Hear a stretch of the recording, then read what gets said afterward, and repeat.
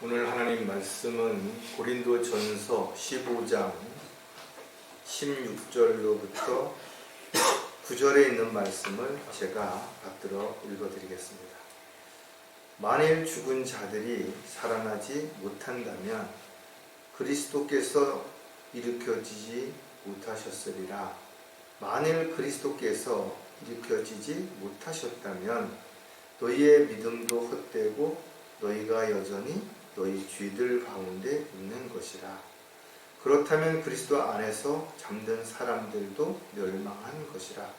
만일 그리스도 안에서 우리가 바라는 것이 오직 이생뿐이라면 우리는 모든 사람 가운데서 가장 비참한 사람이라. 잠깐 말씀을 위해서 기도드리겠습니다.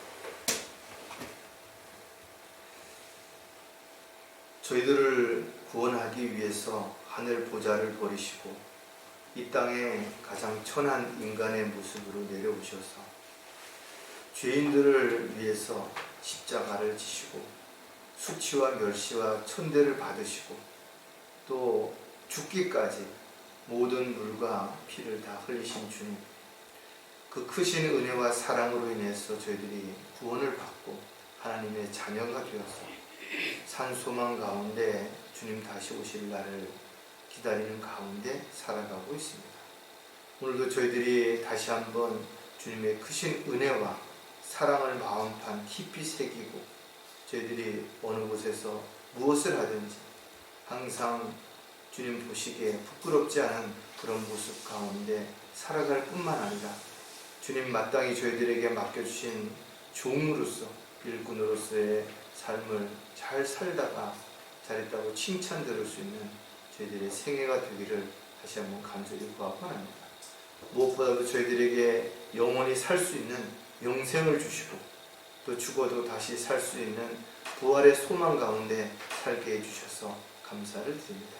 다시 오실 우리 주 예수 그리스도의 이름으로 기도드렸습니다. 성경을 읽어보면 참 많은 이야기들이 있죠. 그 가운데 하나가 바로 오늘 본문에서 의미하고 있는 부활에 대한 이야기입니다. 우리가 부활절을 지키지 않는다 해서 부활의 의미조차 외면하는 것은 결코 아닌 것입니다. 오히려 어떤 형식보다도 부활의 의미를 알기에 다시 오실 주님을 간절히 소망 가운데 기다리고 또 우리의 부활의 소망이 우리의 산 소망이 되어서 어떠한 경우에도 낙담하거나 좌절하지 않고 살아갈 수 있다라는 겁니다. 부활절을 사람들이 지키고 있는데 그 근거를 사도행전 12장 4절에서 찾아볼 수가 있어요. 그가 베드로를 잡아서 감옥에 가두고 4명씩 4조의 병상들을 붙여 교대로 지키게 하니 이스터가 지나면 그를 백성들 앞에 끌어낼 의도였더라. 여기에 이스터라고 하는 이 단어를 부활절이라고 이렇게 바꿈으로 인해서 성경이 변개되고 또 삭제되고 첨가되면 어떠한 문제들이 발생되는지를 우리가 쉽게 알 수가 있습니다. 이스터 하면 여러분들이 쉽게 알 수 있어요. 에레미야 17장 18절에 보면 하늘의 여왕이라는 단어가 나옵니다. 한마디로 말해서 하늘의 여왕을 숭배하는 이교도의 축제일이 바로 이스터인 것이에요. 물론 앵글로색슨족 역시 숭배했던 봄의 여신이 있죠. 이름만 다를 뿐인 것입니다. 그래서 고대 근동 지방에 전해지면 신화 속의 이 여인은 이교도들에게 숭배의 대상이 되었고 이집트에서는 이시스로, 로마에서는 비너스로 불려지고 있어요. 우리가 잘 아는 구약 성경에 아스타롯이라고 하는 이 이스라엘 백성들에게 이방신을 섬기지 말라고 하나님의 진노의 결과가 바로 이 여신, 그 여신은 알에서 태어났다고 해서 알을 숭배하는 그런 상징이 됐죠. 그래서 실질적으로 이교도 풍습 가운데 바로 알을 숭배하는 이런 것들이 어떻게 보면 부활절날 계란을 삶아서 나누는 이렇게 변질된 결과가 되게 된 것이죠. 한마디로 말해서 부활절은 전혀 성경적인 근거로 인해서 주어진 것이 아니라는 것이죠. 따라서 우리가 부활의 의미를 늘 기억하며 살아야 되겠지만, 부활절이라고 해서 흰 옷을 입고 계란을 나눠주고 이렇게 하는 것들은 지극히 하나님 보시기에 합당하지 않은 하나의 종교 행위에 불과하다는 겁니다. 자, 그러면 언제부터 이 부활절이 시작이 됐는가 하면 콘스탄티누스 황제가 왕좌에 오른 AD 325년경 니케아 종교회의에서 처음으로 확정이 되었어요. 그래서 충분히 지난 다음에 보름이 될 때 첫째 주일날 바로 부활절을 지키자, 이렇게 결정이 되어지고, 그래서 모든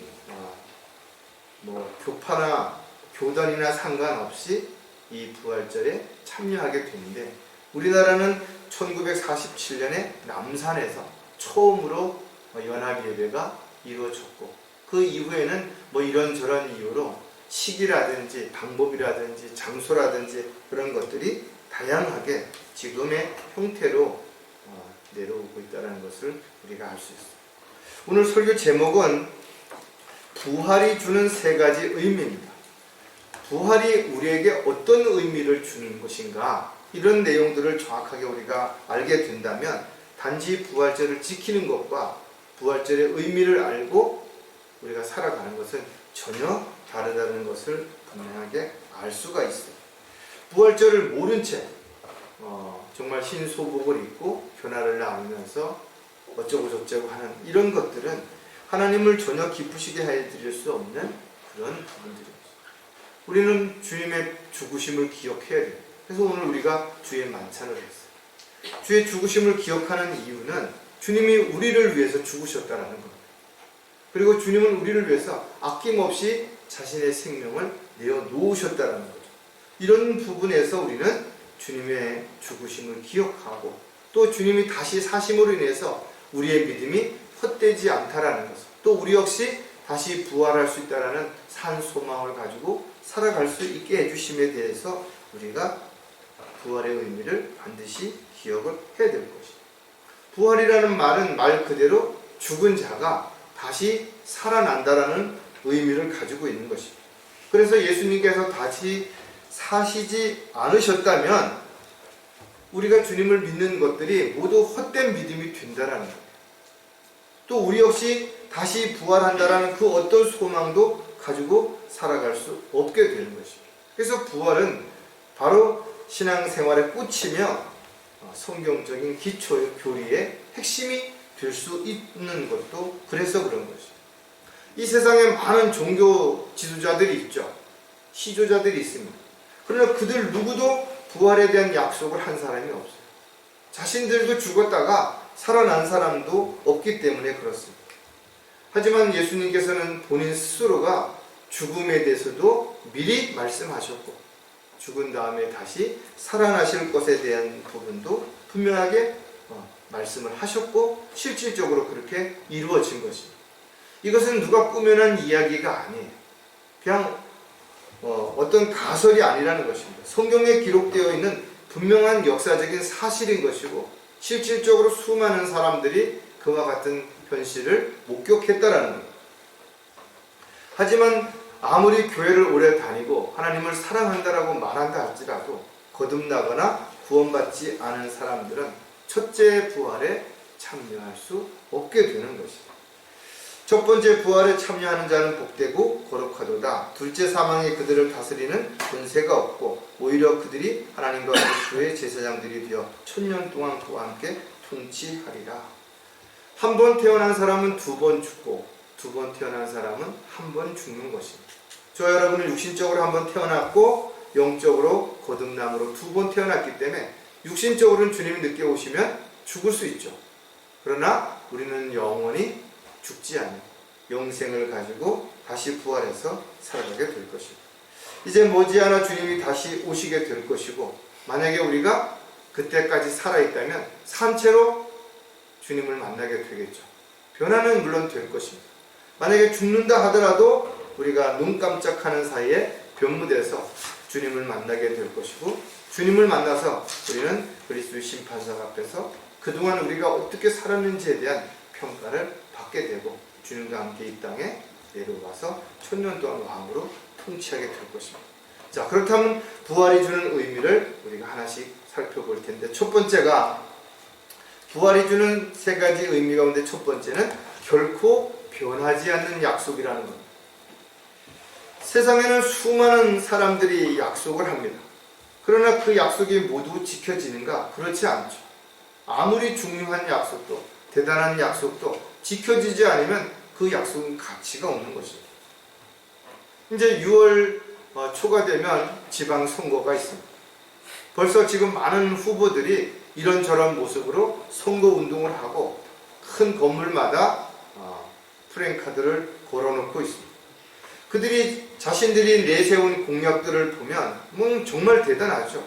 그렇게만 할 수 있다면, 그렇게만 해준다면 국민들이 얼마나 잘 살고 얼마나 도움이 되겠어요. 그러나 말뿐이라는 것을 우리는 지나간 시간들을 돌아볼 때 수도 없이 우리는 보았던 것이죠. 정치인들만 그런 거 아니죠. 종교 지도자들도 수없이 약속을 합니다. 뭘 하면 어떻게 되고 어떻게 되고. 그러나 그러한 약속들이 보장되는 것은 아무것도 없는 것이죠. 왜? 그들의 약속은 성경적인 자격들을 갖추지 못했기 때문에 그렇습니다.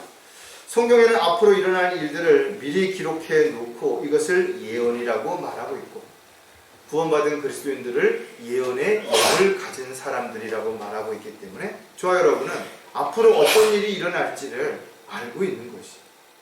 그러나 단지 성경에 기록되어 있는 범위 내에서 우리는 알고 있다는 거예요. 세상 사람들이 이야기하는 그런 것처럼 앞으로 어떤 일이 이루어질 거다 하고 말도 안 되는 그런 이야기를 함부로 하는 그런 사람들이 아닌 것이죠.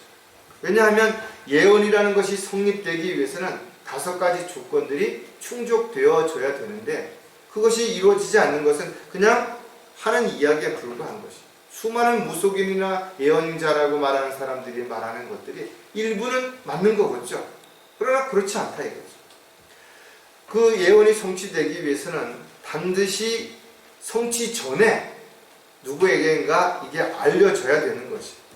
그리고 일반적인 사람들의 생각이나 예견을 능가할 수 있어야 되는 거죠.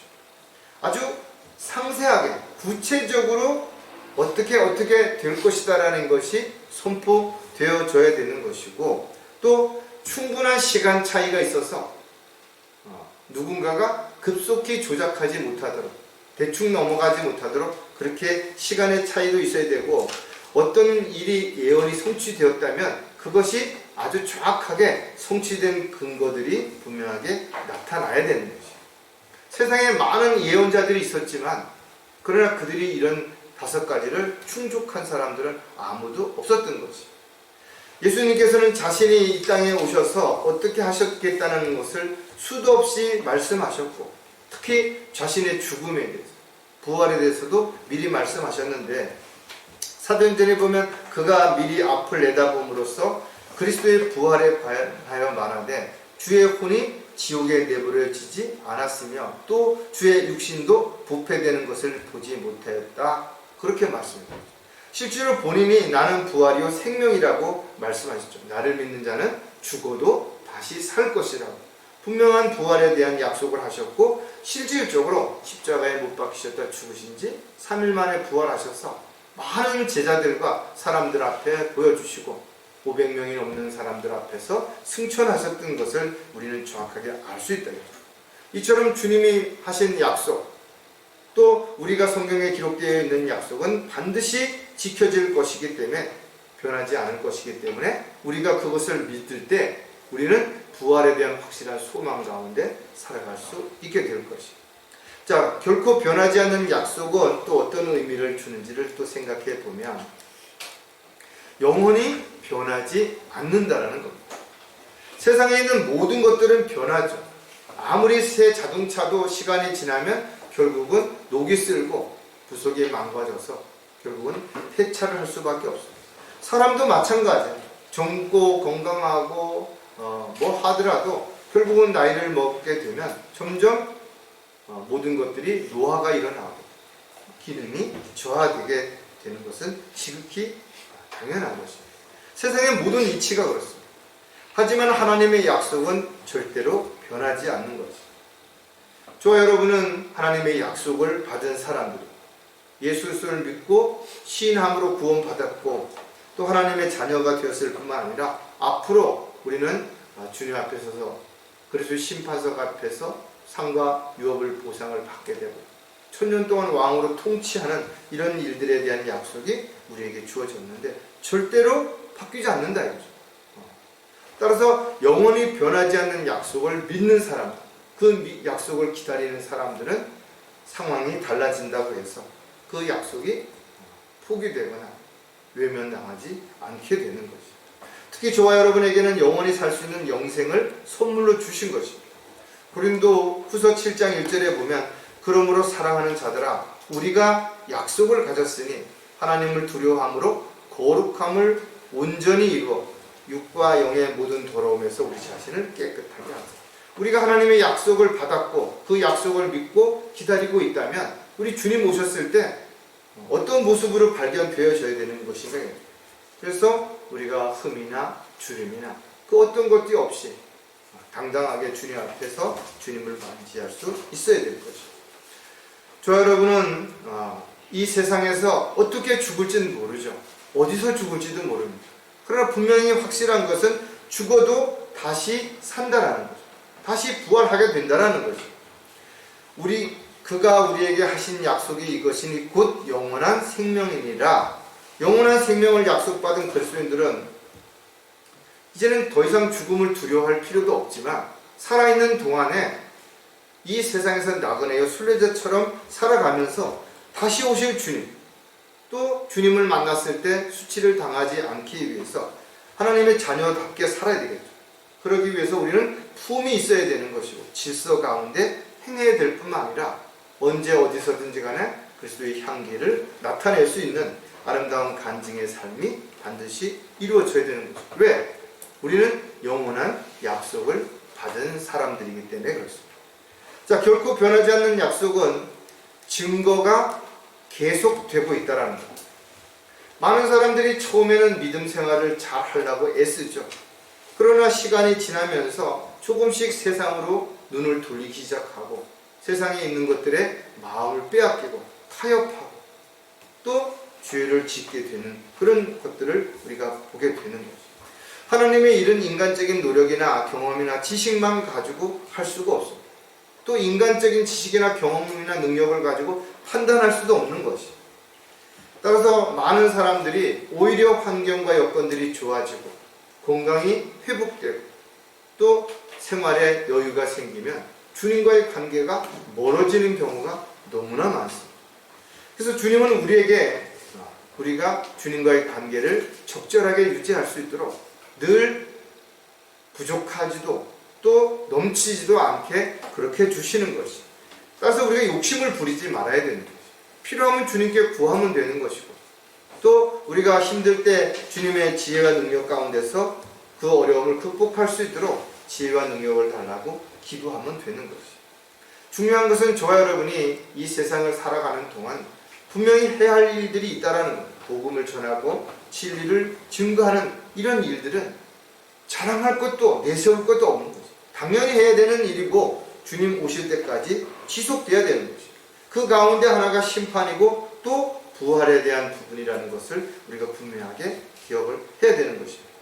사도행전 24장 21절에 보면 다만 내가 음성을 높인 한 가지는 죽은 자의 부활에 관한 문제로 내가 오늘 너희들에게 신문을 당한다고 그들 앞에 서서 외친 것입니다 라고 하더라고요. 사도 바울이 증거했던 내용 때문에 그가 감옥에 갇히고 신문을 받았는데 그것이 부활에 대한 이야기를 했기 때문에 그렇다라는 거예요. 왜? 당시에는 부활을 믿지 않는 사람들이 너무 많았기 때문에 그렇습니다.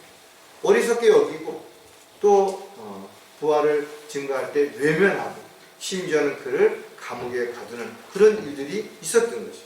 오늘날도 마찬가지. 저와 여러분이 예수 믿고 복 받고 가족들이 잘 되고 출세하고 성공하고 이런 이야기하면 왜 비난을 받겠어요?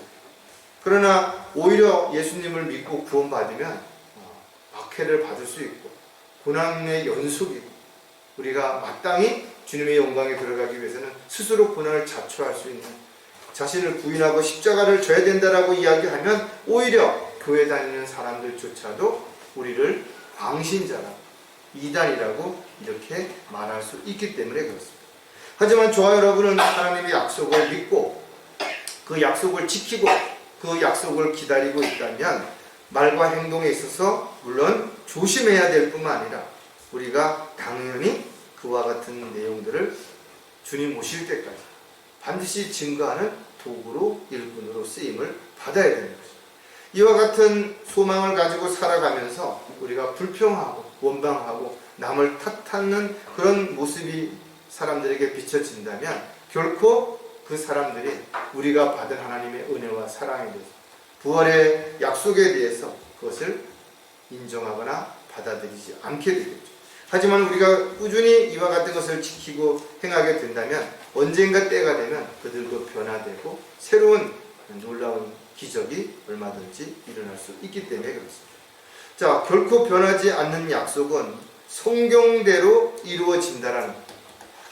어떤 특정한 사람이 말하는 것, 어떤 조직이 말하는 대로 이루어지는 게 아니라 성경에 기록된 대로 이루어진다라는 겁니다.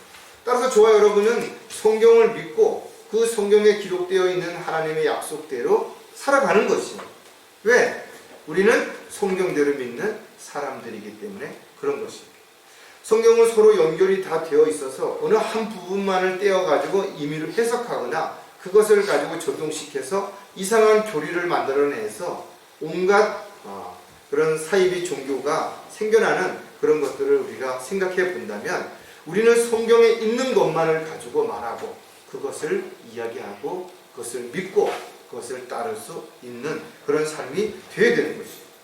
어떤 인간적인 자기의 생각이나 또 자기의 어떤 상황을 적용시켜서 성경을 마음대로 변개시키거나 억지로 해석하는 그런 일이 되어서는 안 되기 때문에 그런 거죠.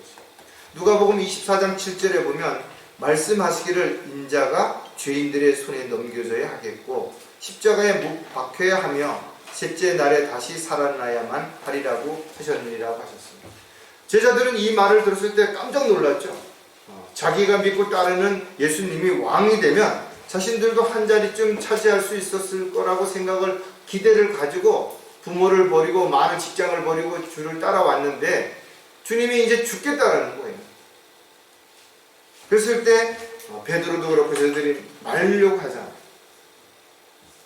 하지만 주님이 이 땅에 오신 목적은 단지 배고픈 사람들의 어려움을 해결해주고 병든 자를 고쳐주기 위해서 온 것이 아니라 모든 죄인들을 구원하기 위해서 이 땅에 오셨다면 주님은 반드시 피 흘려 죽으셔야만 모든 사람들에게 구원의 계획이 완성되어졌기 때문에 예수님은 자신의 죽음에 대해서 이야기했고 실질적으로 말씀하신 대로 죽으셨고 그렇게 부활하시게 된 거죠.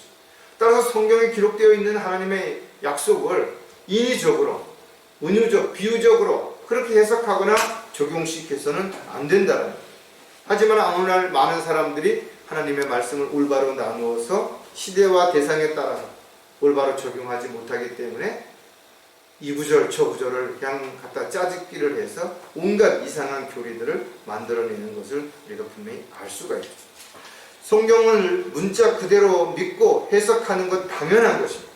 물론 개중에는 교훈이라든지 이런 것을 주기 위해서 비유로 말씀하신 부분들이 있어요. 농사를 짓는 사람에게는 농부의 비유를, 상인에게는 상인으로서, 어부에게는 또 고기 잡는 사람의 어부로서 여러 가지 비유를 해서 말씀하셨지만 그러나 성경은 그 비유의 말씀조차도 그 밑에 그 비유가 어떤 의미인지를 정확하게 해석을 하고 있기 때문에 거기에 덧붙여서 뭔가를 없는 거를 꾸며내거나 억지로 설득하기 위해서 뭔가를 더 첨가하거나 삭제하는 그런 일이 일어서는 안 되는 것입니다. 따라서 저와 여러분은 부활의 의미를 가지고 살아간다면 결코 변하지 않는 하나님의 약속을 믿고 확신 가운데 기다릴 수 있는 그런 삶이 지속되어야 될 것입니다. 자, 부활이 주는 두 번째 의미가 뭔가 하면 가장 경이로운 기적이라는 겁니다. 사람들은 툭하면 뭐 기적이 일어났다, 기적을 보았다, 자기는 기적을 믿는다 이렇게 말한다 이거죠. 우리가 살아가는 삶이 모두 사실은 기적이죠. 우연은 없습니다. 모든 것들이 기적의 연속일 수 있어요. 하지만 성경에서 말하는 기적은 하위 법칙이 상위 법칙을 능가할 때 이걸 기적이라고 합니다. 쉽게 말하면 인간적인 생각이나 방법이나 어떤 노력으로는 해결이 안 되는 것을 초자연적인 방법으로 또는 놀라우신 방법으로 문제가 해결될 때 우리는 그것을 기적이라고 말하는 것입니다. 물론 예수님께서도 일으키신 많은 기적들이 있죠. 어떤 약이나 의술로 고칠 수 없는 불치병자들을 살리셨다. 문둥병자들을 고쳐주셨다. 자연을 관장하시고 죽은 자를 살리시는 이런 일들은 아무나 할 수 있는 일들이 아니죠. 그래서 성경은 기적이라고 기록을 하고 있는 것입니다. 그러나 더 큰 기적은 예수님께서 하나님이시라는 사실이에요. 그리고 그 하나님이 보잘것없는 저와 여러분을 구원하시기 위해서 이 땅에 가장 천한 인간의 모습으로 오셨다라는 겁니다. 더 나아가서 수치와 멸시를 받으시고 십자가에 죽으셨다라는 겁니다. 그래서 모든 사람들에게 구원받을 수 있는 구원 계획이 완성되어져서 우리가 주님을 믿고 구원받을 수 있는 기회가 주어진 것이에요. 이 사실을 우리는 알고 이 사실을 우리가 믿었기 때문에 구원받았고 우리가 구원받았기 때문에 하나님의 자녀가 되었고 하나님의 자녀가 되었기 때문에 소망 가운데 살아갈 뿐만 아니라 우리가 이 땅에 사는 동안 종으로 일꾼으로 주님의 도구로 쓰임받을 수 있게 된 것이에요. 자, 가장 경이로운 기적을 우리가 몇 가지를 또 생각해 볼 텐데 누구도 흉내낼 수 없다라는 거죠. 모세가 이집트에 갔을 때 이집트의 마법사들도 흉내를 냈죠. 지팡이를 던져서 뱀이 되게 하고 이런 것들을 했습니다. 하지만 그러나 흉내낼 수 없는 기적들이 여러 번 반복적으로 일어나죠. 지금도 마찬가지입니다.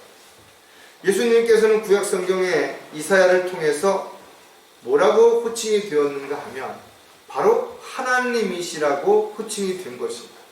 이는 우리에게 한 아이가 태어났고 우리에게 한 아들이 주어졌음이니 정부가 그의 어깨 위에 있을 것이요 그의 이름을 경이로운 분이라 상담자라 능하신 하나님이라 영원하신 아버지라 화평의 통치자라 불리리라. 그 아이가 누구냐 이거죠. 바로 예수 그리스도라는 사실을 우리는 정확하게 알 수 있어요.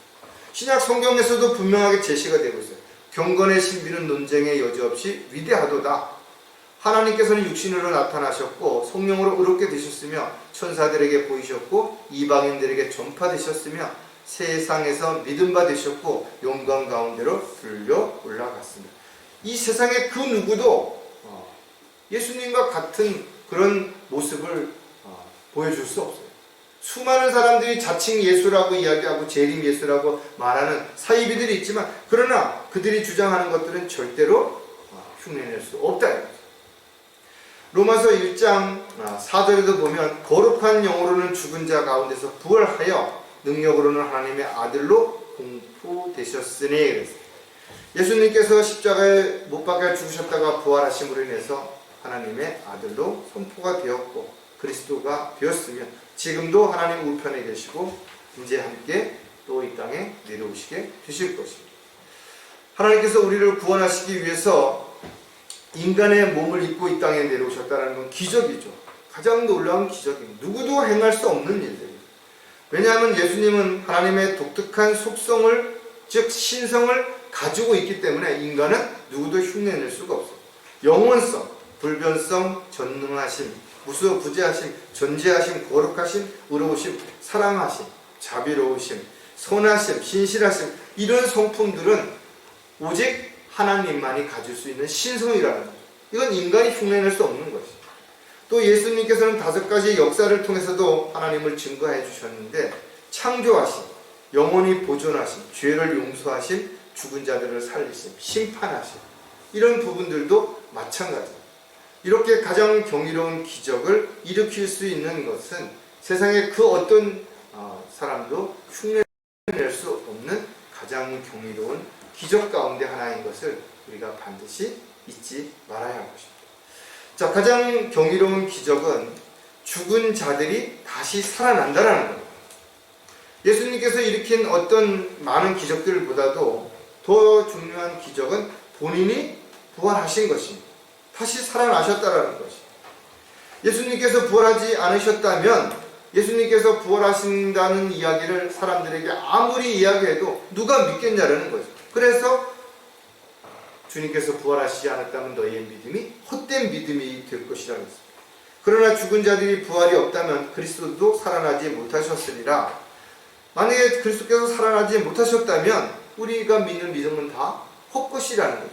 그냥 허무맹랑한 이야기에 불과한 것이 될 수밖에 없다라는 거죠. 하지만 주님께서 직접 말씀하신 대로 부활하셨고 그 부활이야말로 세상의 그 어떤 기적보다도 놀라운 기적이 된 것이고 우리에게 가장 큰 의미와 또 가치를 부여해 주심으로 인해서 우리에게 산 소망이 된 것입니다. 에베소서 1장 20절에 보면 하나님께서 그 능력을 그리스도 안에서 역사하게 하사 그를 죽은 자들로부터 살리셨으며 천상에서 하나님의 오른편에 앉히사 하였어. 하나님의 능력이 아니고서는 누구도 다시 살아날 수 없다라는 거죠. 그래서 예수님의 부활은 예수님을 믿고 따르는 그리스도인들에게 있어서 가장 큰 위로가 되죠. 그래서 베드로는 산 소망이라고 그랬고 디모데는 복된 소망이라고 우리에게 이야기하고 있습니다. 왜? 죽어도 다시 살 것이기 때문에 그렇습니다. 따라서 예수님의 부활하신 모습들을 많은 제자들이 보았고 또 승천하실 때 수많은 사람들이 그것을 보았던 것처럼 우리 역시 성경을 통해서 부활에 대한 확실한 믿음을 가지고 다시 구름을 타고 오실 주님을 기다리고 있게 되는 거죠. 하지만 모든 부활이 다 같지 않다라는 거예요. 여자들은 그들의 죽은 자들을 다시 살려받기도 하고 어떤 사람들은 고문을 당하면서도 굳이 면하러 가지 않았으니 이는 그들이 더 좋은 부활을 얻고자 합니다. 분명 누구나 부활하겠지만 더 좋은 부활이 있다라는 겁니다. 그리고 부활은 시기와 모습이 다 사람들마다 다를 수 있다는 것도 우리는 분명하게 기억을 해야 될 것입니다. 따라서 저와 여러분이 다시 살아난다는 것, 그래서 부활한다는 것이야말로 어떻게 보면 정말 놀라운 기적이겠죠. 자, 세 번째, 가장 경이로운 기적은 우리들도 참여하게 된다는 겁니다. 많은 사람들이 죽은 가족들, 사랑하는 사람들을 붙잡고 대성통곡하는 것들을 우리가 보게 된다. 하지만 그들이 아무리 울고 불고 노력을 하고 애를 써도 다시 살아나지 못하는 것이죠. 안타깝게도 어떤 사람들은 죽은 시신을 박제를 해놓고 다시 살아날 것을 기다리는 그런 안타까운 일들도 있지만 그러면서 그렇게 살지 못한다 이거죠. 수많은 사람들이 미이라를 만들어 놓고 다시 살 것을 기대했지만 그렇게 살지 못한다 이거죠. 아무리 기적이 놀랍고 위대하다고 하더라도 저와 여러분이 직접 참여하지 못하는 것이라면 그게 무슨 의미가 있냐라는 거죠. 세상 모든 사람들이 다 부활한다 하더라도 우리가 부활할 수 없다면 우리가 부활에 대한 무슨 의미를 부여하고 그 부활에서 어떤 기대를 할 수 있겠냐라는 거죠. 따라서 모든 사람이 다 살아나고 한다 하더라도 저와 여러분이 부활한다는 것은 가장 큰 기적이 되는 것이고 우리에게 큰 소망이 될 수 있어요. 특히 저와 여러분은 첫째 부활에 참여한다는 거죠. 왜? 우리는 하나님의 자녀가 되었기 때문에 그런 거죠. 데살로니가전서 4장 14절에 보면 예수께서 죽었다가 다시 살아나신 것을 우리가 믿는다면 그와 같이 하나님께서는 예수 안에서 잠든 자들도 그와 함께 데리고 오시리라. 주님의 부활을 믿고 소망 가운데 살아가는 사람들에게는 누구나 부활에 참여하게 되겠죠. 그러나 어떤 부활과도 비교할 수 없는 또 다른 우리에게 부활의 의미가 우리에게 주어졌다는 거죠. 왜? 우리는 첫째 부활에 참여하는 자이기 때문에 더 큰 복이 있는 것이 누구나 첫째 부활에 참여할 수 없기 때문에 그렇습니다. 교회 다닌다고 해서 부활할 수 있죠. 그러나 첫째 부활에 참여한다는 것은 반드시 거듭나고 구원받은 사람들만이 주님께서 공중에 오셨을 때 나팔과 함께 큰 나팔 소리와 함께 자신의 이름이 불려지게 될 것이죠. 우리는 순식간에 놀라운 모습으로 변화돼서 끌려 올라가게 될 것이죠. 여기에 참여하지 못한다면 부활이 무슨 의미가 있고 휴거가 무슨 의미가 있냐라는 것이죠.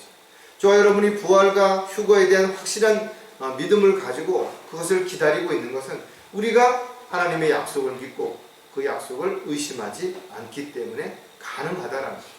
따라서 세상에는 많은 기적들이라는 것이 있지만 그러나 어떤 것보다도 저와 여러분이 부활에 참여하게 되고 또 무엇보다도 첫째 부활에 참여하는 것이야말로 가장 경이로운 기적이 될 것입니다. 자, 부활이 주는 세 가지 의미 가운데 마지막 세 번째가 뭐냐면 그리스도인들의 산 소망이라는 거예요. 우리가 살다 보면 다양한 문제가 생기죠. 사고라든지 질병이라든지 아픔이 생기죠. 이럴 때 낙담하고 절망하는 거죠.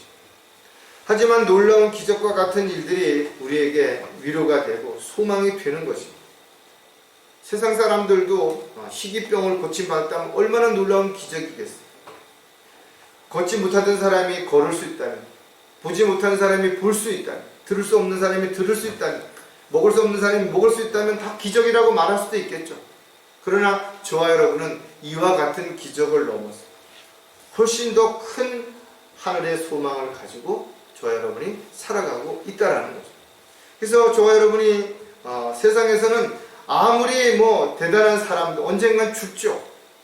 그 사람이 죽었다가 기적처럼 다시 또 소생해서 조금 더 살 수도 있을지 모릅니다. 그러나 언젠가는 다시 죽는 거죠. 하지만 죽은 자가 다시 살아나는 확신 가운데 부활의 소망을 가지고 살아가는 사람들은 그들과는 분명 다른 거죠. 하나님 곧 우리 주 예수 그리스도의 아버지를 송축하리로다. 그분은 그의 풍성하신 자비하심을 따라 죽은 자들로부터 예수 그리스도의 부활로 인하여 우리를 거듭나게 하사 산 소망을 갖게 하셨으며 부활절을 지키는 사람들과 부활을 믿고 기다리는 사람들은 분명 다른 것입니다. 따라서 저와 여러분은 부활을 믿고 이 세상에서 나그네의 순례자로 살아갈 때 어떤 마음가짐인가 하면 그가 모든 사람을 위하여 죽으신 것은 산자들이 이제부터는 더 이상 자신들을 위하여 살지 않고 자기들을 위하여 죽었다가 다시 살아나신 그분을 위하여 살게 하려는 것이라. 이것이 우리의 고백이고 우리가 이와 같은 말씀을 붙잡고 우리가 헌신된 삶을 그렇게 살아가는 것이죠. 그래서 세상 사람들이 가지고 있는 헛된 소망, 죽은 소망이 아니라 저와 여러분이 가지고 있는 소망이 위에 하늘에 있는 소망이기 때문에 이 소망이야말로 우리에게 가장 큰 위로와 힘을 줄 수 있게 되는 것이죠. 자, 그리스도의 인들의 산 소망은 영광스러운 몸의 부활이라는 것. 보장이 될 수 없는 소망, 아무리 화려하고 거창하다 하더라도 그건 복된 소망이, 산 소망이 될 수 없죠. 성경에는 죽었다가 다시 살아난 사람들이 있어요. 나인성 과부의 아들과 야이로의 딸과 나사로는 죽었다가 다시 살아났습니다. 그런데 그들이 그 다음에 어떻게 됐냐 이거죠. 결국은 또 다시 죽었다라는 것이죠. 다시 죽을 수밖에 없는 것은 사람이 한번 태어났으면 반드시 죽어야 되기 때문에 그렇다라는 거죠. 그래서 부활은 일시적으로 이루어지는 그런 소망이 아니라 영원히 우리에게 주어지는 소망이 되는 것이기 때문에 더 가치가 있는 것이죠. 하지만 부활이 모두 동일하지 않은 것이죠. 선을 행한 자는 생명의 부활로, 악을 행한 자는 저주의 부활로 나오리라. 부활의 종류도 많고 그 부활의 시기도 분명 다르다라는 거죠. 고린도전서 15장 40절에 또한 하늘에 속한 몸들도 있고 땅에 속한 몸들도 있으나 하늘에 속한 것들의 영광이 다르고 땅에 속한 것들의 영광도 다르니라. 분명 부활을 하지만 하늘에 속한 자들과 땅에 속한 자들이 있고 그의 영광이 다르다라는 거죠. 그래서 저와 여러분이 어떻게 무엇을 하면 사느냐에 따라서 주님 앞에 부활했을 때 우리가 어떻게 변화될지에 대한 부분들도 진지하게 우리가 반드시 생각을 해봐야 됩니다. 왜? 이 모든 약속은 하나님이 우리에게 주신 유업과 상에 대한 보장된 약속이기 때문에 그렇습니다. 그 약속을 믿기 때문에 우리는 흔들리지 않을 수 있는 것입니다. 더 좋은 부활을 위해서 더 많이 애쓰고 수고하고 자신을 헌신할 수 있게 될 수 있는 것도 바로 이와 같은 깊은 뜻이 있는 것입니다. 자, 그리스도인들의 산 소망은 주님과 같은 몸의 변화라는 거죠. 저도 가끔 꿈을 꿀 때 어렸을 때 젊은 시절로 돌아갈 때가 있어요. 또 직장 생활을 활발히 하던 그런 때로 돌아갈 때도 있어요. 참 엊그제 같아요. 지금 생각하면 많은 것들이 아주 새록새록 생각이 납니다. 그런데 사실 돌아보면 많은 시간이 흐른 거죠. 요즘 제가 좀 형제들하고 약속한 게 있어서 뛰보려고 좀 뛰보니까 조금만 뛰도 숨이 가쁘죠. 몸은 마음은 있는데 발이 안 따라가는 거예요. 머리도 희끗희끗해졌죠. 주름도 생기죠. 이제는 주변에 있는 사람들이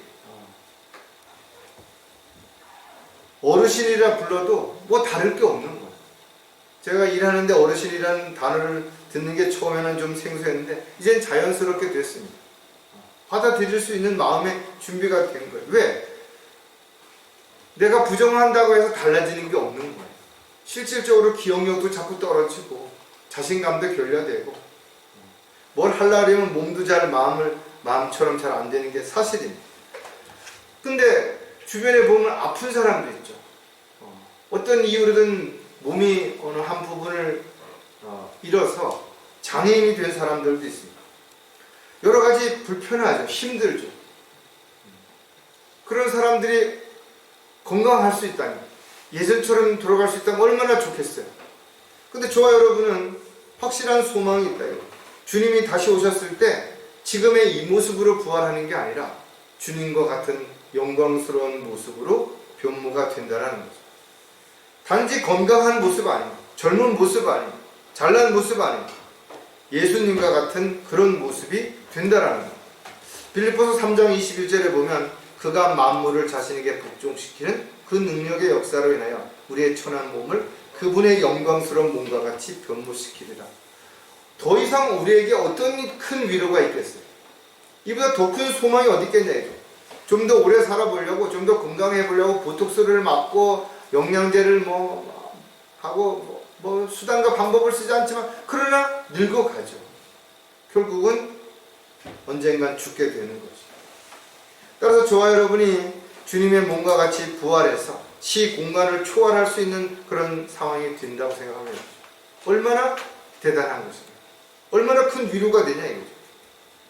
지나간 세월에 미련을 갖거나 집착하지 말고 지금 나에게 주어진 시간들이 오늘이 가장 젊은 날이라고 생각하고 최선을 다해 열심히 살면서 주님이 다시 오실 때를 소망 가운데 우리가 살아간다면 비록 우리가 지금 육신적으로 힘들고 어려운 상황에 불편한 가운데 있다 하더라도 이제 머지않아서 우리는 놀라운 모습으로 변모되어서 주님과 함께 영원히 살 수 있게 될 것이죠. 자, 그리스도인들의 산 소망은 포기할 수 없는 기다림이라는 거죠. 사람은 누구나 건강하게 또 풍족하게 여유롭게 살기를 원하는 것입니다. 그래서 그런 걸 얻기 위해서 때로는 고통을 참기도 하고 오래 기다리기도 하고 손해를 보고 이래도 기다리고 참아내는 것이죠. 하지만 이런 모든 것들이 원한다고 해서 다 이루어지느냐? 그렇지 않습니다. 또 이루어졌다고 해서 보장이 되느냐? 그렇지도 않습니다. 언젠간 모두 사라지게 될 것이고 우리 역시 아무것도 가지고 가지 못하게 될 것이고 그래서 우리는 소망을 세상에 눈에 보이는 것에 두어서는 안 되는 것이죠. 시편 기자처럼 주여 이제 내가 무엇을 기다리나이까 나의 소망은 주께 있나이다 이렇게 고백할 수 있어야 되는 것이죠. 그래서 우리가 하늘의 유업을 쌓게 되고 주님을 만났을 때 어떻게 평가될 것인가에 초점을 맞추지 않는다면 자꾸만 세상적인 것, 세상에 있는 사람들과의 관계에서 비교하게 돼요. 스스로를 불행하다고 여기게 될 수 있기 때문에 그렇습니다. 데살로니가전서 1장 10절에 보면 또 하나님께서 죽은 자들로부터 살리신 그분의 아들 즉 다가올 진노로부터 우리를 구해내신 예수께서 하늘로부터 오심을 기다린다고 하느니라. 요한계시록 마지막 장에 주 예수의 오시옵소서, 이것이 우리의 기도다 이거죠. 또 우리는 그것을 기다리고 있고, 사도 바울은 이렇게 우리가 주님이 다시 오심을 기다리고 있을 때 의의 면류관을 주시겠다고 우리에게 약속하셨다. 머지않아 이제 주님이 오실 것이고, 우리는 주님 앞에 서게 될 것이고, 우리는 모든 것들을 평가받게 될 것이고, 그리고 우리는 주님과 함께 영원히 살게 될 것이고, 우리는 그러기 위해서 영원한 생명이 선물로 주어졌고 우리에게 부활의 소망을 허락하신 것이고, 저와 여러분이 살아가면서 세상 사람들보다 어려울 수 있죠. 많은 걸 누리지 못하고 또 많은 어려움에 직면하게 될 수도 있어요. 그러나 그럼에도 불구하고 우리가 낙담하거나 좌절하지 않는 이유는 우리가 가지고 있는 소망은 세상 사람들이 가지고 있는 것과 다르기 때문에 그렇습니다. 우리가 바라는 것은 세상 사람들이 바라는 것과 틀리기 때문에 그런 것이에요. 우리가 겪게 되는 고난과 시련과 역경은 세상 사람들이 받는 것과는 다른 보상이 주어지기 때문에 그렇다라는 거죠. 따라서 저와 여러분이 주님이 부활하심에 대한 부분들을 우리가 다시 한번 기억한다면 그 부활이 우리에게 주는 의미가 무엇이냐. 그렇다면 우리가 정말 결코 변하지 않는 하나님의 약속인 부활, 또 가장 어떤 기적과 이적보다 놀라운 경이로운 기적, 그리고 우리에게 주어지는 산 소망 가운데 우리가 살아가고 있다면 주님 다시 오실 때까지 우리 각자가 어떻게 무엇을 하며 살아야 될지에 대한 해답은 이미 수도 없이 우리는 말씀을 통해서 알고 있다. 저와 여러분이 그와 같은 말씀을 잘 믿고 그 기록된 말씀대로 약속을 기다리며 살아가는 저와 여러분이 되시기를 다시 한번 부탁을 드리겠습니다. 기도하겠습니다. 하나님 아버지, 저희들의 육신이 늙어가고 병들고 또 사고로 인해서 질병으로 인해서 유실된다 할지라도 언젠가는 죽는다 하더라도 우리는 다시 살아날 것이며 우리는 주님과 같은 모습으로 변모되어서 영원히 살아가게 된 부활의 소망을 가지고 살아가고 있음을 다시 한번 기억하고, 때로는 힘들고 어렵고 또 주님을 따르는 길이 고난과 역경과 시련 속에서 감당하기 어려울지라도 저희들이 결코 포기하거나 낙담하지 말고 끝까지 주님만을 믿고 따라가다가 주님께 영광을 돌려드리는 주님의 종이요 일꾼의 삶이 되게 도와주시옵소서. 다시 오실 우리 주 예수 그리스도의 이름으로 기도드렸습니다.